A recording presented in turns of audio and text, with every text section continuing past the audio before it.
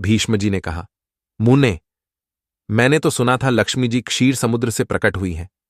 फिर आपने यह कैसे कहा कि वे भृगु की पत्नी ख्याति के गर्भ से उत्पन्न हुई?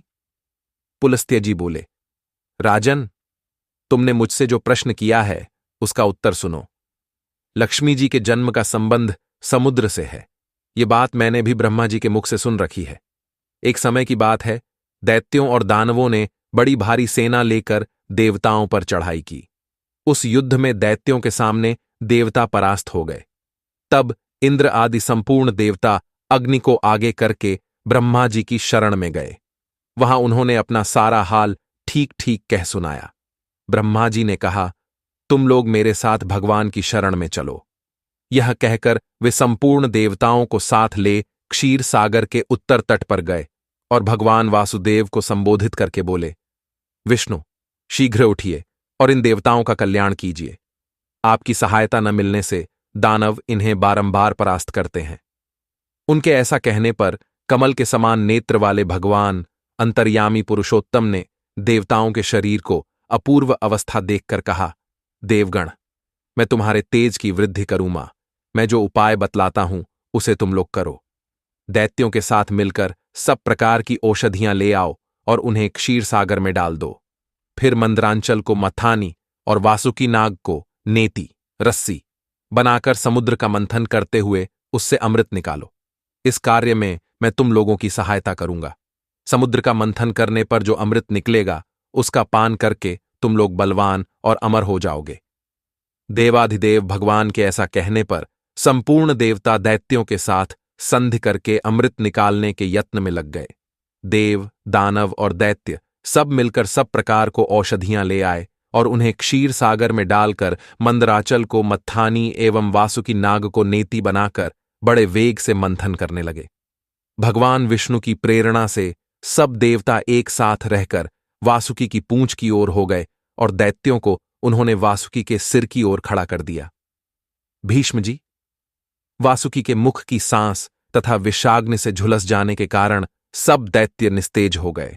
क्षीर समुद्र के बीच में ब्रह्मवेत्ताओं में श्रेष्ठ भगवान ब्रह्मा तथा महातेजस्वी महादेव जी कच्छप रूपधारी श्री विष्णु भगवान की पीठ पर खड़े हो अपनी भुजाओं से कमल की भांति मंदराचल को पकड़े हुए थे तथा स्वयं भगवान श्रीहरि कूर्म रूप धारण करके क्षीर सागर के भीतर देवताओं और दैत्यों के बीच में स्थित थे। वे मंदराचल को अपनी पीठ पर लिए डूबने से बचाते थे। तदनंतर जब देवता और दानवों ने क्षीर समुद्र का मंथन आरंभ किया, तब पहले पहल उससे देव पूजित सुरभि कामधेनु का आविर्भाव हुआ, जो हविष्य घी दूध की उत्पत्ति का स्थान मानी गई है। तत्पश्चात वारुणी देवी प्रकट हुई, जिसके मद भरे नेत्र घूम रहे थे। वह पग पग पर लड़खड़ाती चलती थी। उसे अपवित्र मानकर देवताओं ने त्याग दिया। तब वह असुरों के पास जाकर बोली, दानवों, मैं बल प्रदान करने वाली देवी हूं, तुम मुझे ग्रहण करो। दैत्यों ने उसे ग्रहण कर लिया। इसके बाद पुनः मंथन आरंभ होने पर पारिजात कल्प वृक्ष उत्पन्न हुआ, जो अपनी शोभा से देवताओं का आनंद बढ़ाने वाला था। तदनंतर 60 करोड़ अप्सराएं प्रकट हुई, जो देवता और दानवों की सामान्य रूप से भोग्य हैं। जो लोग पुण्य कर्म करके देवलोक में जाते हैं, उनका भी उनके ऊपर समान अधिकार होता है। अप्सराओं के बाद शीतल किरणों वाले चंद्रमा का प्रादुर्भाव हुआ, जो देवताओं को आनंद प्रदान करने वाले थे। उन्हें भगवान शंकर ने अपने लिए मांगते हुए कहा, देवताओं, ये चंद्रमा मेरी जटाओं के आभूषण होंगे, अतः मैंने इन्हें ले लिया। ब्रह्मा जी ने बहुत अच्छा कहकर शंकर जी की बात का अनुमोदन किया। तत्पश्चात कालकूट नामक भयंकर विष प्रकट हुआ। उससे देवता और दानव सबको बड़ी पीड़ा हुई। तब महादेव जी ने स्वेच्छा से उस विष को लेकर पी लिया। उसके पीने से उनके कंठ में काला दाग पड़ गया। तभी से वे महेश्वर नीलकंठ कहलाने लगे। क्षीर सागर से निकले हुए उस विष का जो अंश पीने से बच गया था, उसे नागों, सर्पों ने ग्रहण कर लिया। तदनंतर अपने हाथ में अमृत से भरा हुआ कमंडलू लिए धन्वंतरि जी प्रकट हुए। वे श्वेत वस्त्र धारण किए हुए थे। वैद्यराज के दर्शन से सबका मन स्वस्थ एवं प्रसन्न हो गया। इसके बाद उस समुद्र से उच्चैः श्रवा घोड़ा और ऐरावत नाम का हाथी, ये दोनों क्रमशः प्रकट हुए। इसके पश्चात क्षीर सागर से लक्ष्मी देवी का प्रादुर्भाव हुआ, जो खिले हुए कमल पर विराजमान थीं और हाथ में कमल लिए थीं। उनकी प्रभा चारों ओर छिटक रही थी।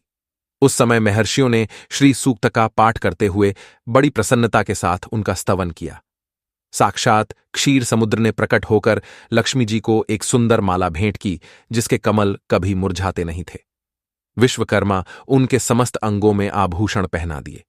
स्नान के पश्चात दिव्य माला और दिव्य वस्त्र धारण करके जब वे सब प्रकार के आभूषणों से विभूषित हुईं, तब इंद्र आदि देवता तथा विद्याधर आदि ने भी उन्हें प्राप्त करने की इच्छा की। तब ब्रह्मा जी ने भगवान विष्णु से कहा, वासुदेव, मेरे द्वारा दी हुई इस लक्ष्मी देवी को आप ही ग्रहण करें। मैंने देवताओं और दानवों को मना कर दिया है, वे इन्हें पाने की इच्छा नहीं करेंगे। आपने जो स्थिरतापूर्वक इस समुद्र मंथन के कार्य को संपत्र किया है, इससे आप पर मैं बहुत संतुष्ट हूं। यों कहकर ब्रह्मा जी लक्ष्मी जी से बोले, देवी, तुम भगवान केशव के पास जाओ, मेरे दिए हुए पति को पाकर अनंत वर्षों तक आनंद का उपभोग करो। ब्रह्मा जी के ऐसा कहने पर लक्ष्मी जी समस्त देवताओं के देखते देखते श्रीहरि के वक्षस्थल में चली गईं और भगवान से बोलीं, देव, आप कभी मेरा परित्याग न करें। संपूर्ण जगत के प्रियतम, मैं सदा आपके आदेश का पालन करती हुई आपके वक्षस्थल में निवास करूंगी। यह कहकर लक्ष्मी जी ने कृपापूर्ण दृष्टि से देवताओं की ओर देखा। इससे उन्हें बड़ी प्रसन्नता हुई। इधर लक्ष्मी से परित्यक्त होने पर दैत्यों को बड़ा उद्वेग हुआ। उन्होंने झपटकर धन्वंतरि के हाथ से अमृत का पात्र छीन लिया।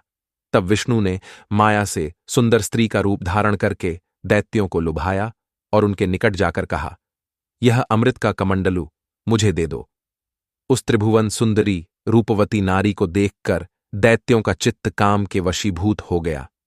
उन्होंने चुपचाप वह अमृत उस सुंदरी के हाथ में दे दिया और स्वयं उसका मुंह ताकने लगे। दानवों से अमृत लेकर भगवान ने देवताओं को दे दिया और इंद्र आदि देवता तत्काल उस अमृत को पी गए। यह देख दैत्यगण भांति भांति के अस्त्र शस्त्र और तलवारें हाथ में लेकर देवताओं पर टूट पड़े, परंतु देवता अमृत पीकर बलवान हो चुके थे। उन्होंने दैत्य सेना को परास्त कर दिया। देवताओं की मार पड़ने पर दैत्यों ने भागकर चारों दिशाओं की शरण ली और कितने ही पाताल में घुस गए। तब संपूर्ण देवता आनंदमग्न मन हो शंख, चक्र और गदा धारण करने वाले भगवान श्री विष्णु को प्रणाम करके स्वर्गलोक में चले गए। तब से सूर्यदेव की प्रभा स्वच्छ हो गई। वे अपने मार्ग से चलने लगे। भगवान अग्निदेव भी मनोहर दीप्ति से युक्त हो प्रज्वलित होने लगे तथा सब प्राणियों का मन धर्म में संलग्न रहने लगा। भगवान विष्णु से सुरक्षित होकर समस्त त्रिलोकी श्री संपन्न हो गई। उस समय समस्त लोकों को धारण करने वाले ब्रह्मा जी ने देवताओं से कहा, देवगण, मैंने तुम्हारी रक्षा के लिए भगवान श्री विष्णु को तथा देवताओं के स्वामी उमापति महादेव जी को नियत किया है। वे दोनों तुम्हारे योग क्षेम का निर्वाह करेंगे। तुम सदा उनकी उपासना करते रहना, क्योंकि वे तुम्हारा कल्याण करने वाले हैं। उपासना करने से ये दोनों महानुभाव सदा तुम्हारे क्षेम के साधक और वरदायक होंगे। यों कहकर भगवान ब्रह्मा अपने धाम को चले गए। उनके जाने के बाद इंद्र ने देवलोक की राह ली। तत्पश्चात श्रीहरि और शंकर जी भी अपने अपने धाम वैकुंठ एवं कैलाश में जा पहुंचे। तदनंतर देवराज इंद्र तीनों लोकों की रक्षा करने लगे। महाभाग। इस प्रकार लक्ष्मी जी क्षीर सागर से प्रकट हुई थीं।